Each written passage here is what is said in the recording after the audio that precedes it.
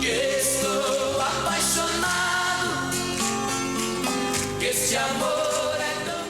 Chegava o ano de 1996 e a canção Estou Apaixonado invadia as rádios de todo o país.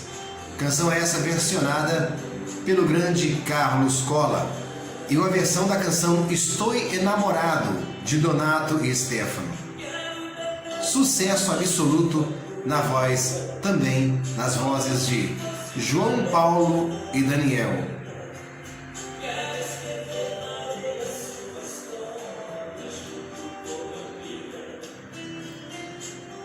Junto com a canção também Eu Juro, a canção Sem Medo de Ser Feliz, elas se vinculavam entre as canções mais tocadas do ano de 1996.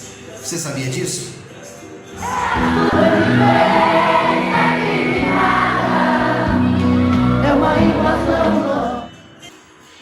E também a canção Indiferença, de Zezé de Camargo e Luciano, também circulava entre as canções mais tocadas do Brasil no grande ano de 1996. Um lindo ano para a música sertaneja. A canção Felicidade, Que Saudade de Você, de Zezé de Camargo e Luciano. A canção de Gian e Giovanni, Tô Pensando Nela, também estava entre as mais tocadas, junto com a canção Chora Viola, de Rio Negro e Solimões.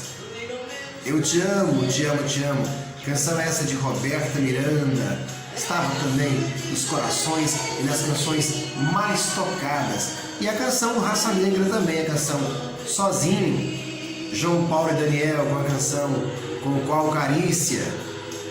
Essas estavam entre as canções mais tocadas da música no Brasil, entre o sertanejo e o romântico no nosso lindo país. E você, o que fazia no ano de 1996?